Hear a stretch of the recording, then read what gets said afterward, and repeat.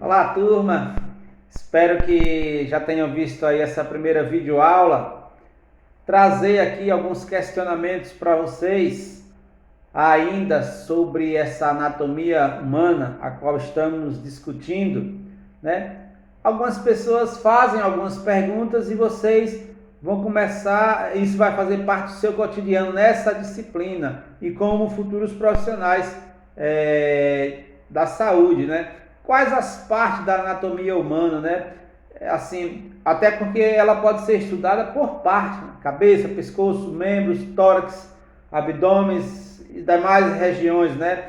Então, falamos desse tema, falamos de órgãos do corpo, né? Então, por isso que nós chamamos de anatomia, né? Um estudo ali por parte.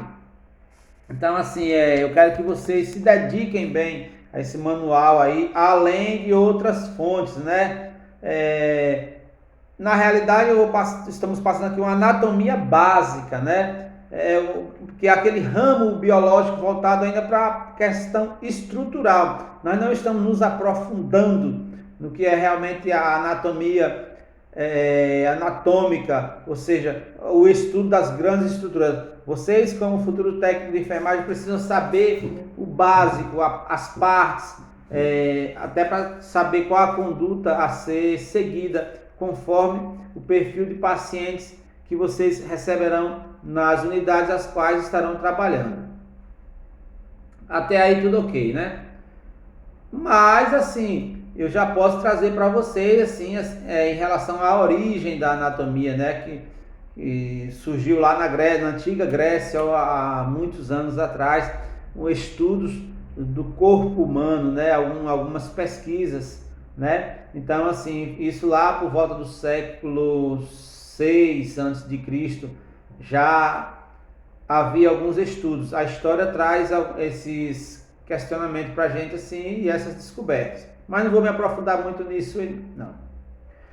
E como nós poderíamos então entender mais um pouco de anatomia? Como nós poderíamos estudar, né? Você precisa conhecer o corpo. Você precisa conhecer as partes do corpo. Você precisa conhecer a estrutura corporal. Esse é um dos caminhos, né, de saber o que é, principalmente a anatomia básica, né,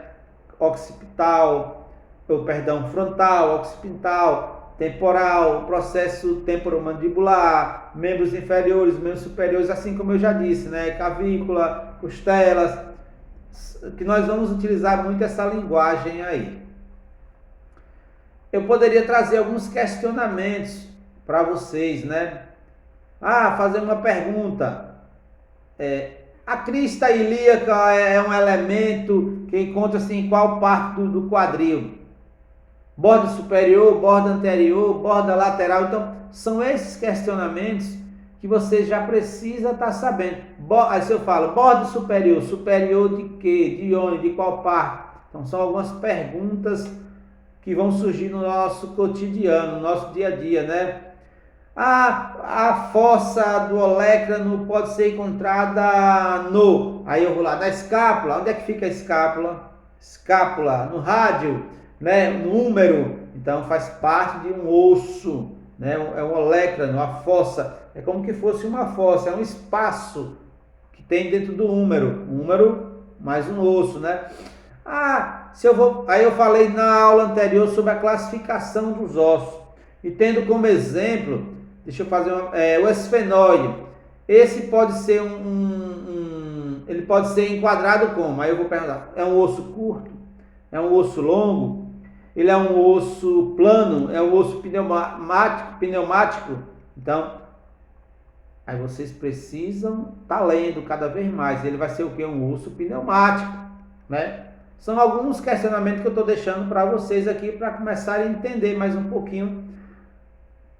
Se eu vou falar da coluna, sobre a curvatura da coluna, eu posso dizer de uma forma correta que a coluna, a região cervical, lombar, né, ela tem uma curvatura fisiológica, a qual nós podemos denominar de lordose. Algumas pessoas têm uma lordose aí. As curvaturas torácicas, como é que estão? e sacral, tórax e sacral são consideradas curvatura primária, sim.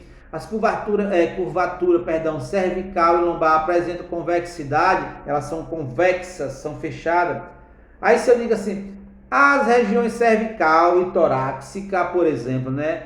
Tórax, né? O tórax e a cervical apresentam uma curvatura denominada de lordose.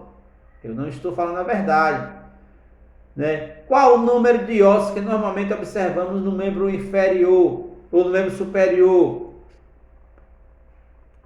Nós temos 32 ossos só nos membros superiores. Então, são algumas coisas que vocês vão aprender no seu dia a dia, lidando com os pacientes. Então, assim, anatomia é uma disciplina de suma importância, né? Como eu já falei para vocês. Lembra lá na aula anterior eu falei de parietal, occipital. Aí eu falo assim, um dos ossos citados, né? Eles, além de pertencer à região do crânio, ele também vai articular-se com a região da coluna vertebral. Que osso seria esse?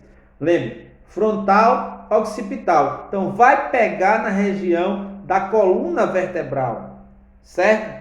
Então, esse é um osso occipital. Pode ser uma questão de prova. Ah, e quais ossos, professor, que compõem o antebraço? O rádio e a una. Aí eu poderia colocar numa avaliação rádio e fíbula, rádio e tíbia. Então, é interessante que vocês comecem a entender cada parte do seu corpo humano aí, né? Assim sucessivamente. Se eu vou fazer uma perguntinha assim, qual dos ossos citados abaixo, aí eu vou citar alguns ossos, são alguns exemplos que eu estou dando para vocês. Além de pertencer ao crânio, articula também-se com o osso móvel da cabeça. Aí eu vou botar lá, o esfenóide, você precisa saber qual é o esfenóide. É o parietal, é o temporal, é o occipital, é o frontal. Nesse caso seria o temporal, tá certo? Articula-se com o osso móvel da cabeça e o osso temporal. Lembra que eu falei processo temporomandibular? Então, uma coisa já vai ligando a outra. Mas isso a gente vai aprendendo com o tempo. Desejo boa sorte a vocês. Leiam bastante o manual. Vou deixar um fóruzinho aí já com alguns questionamentos.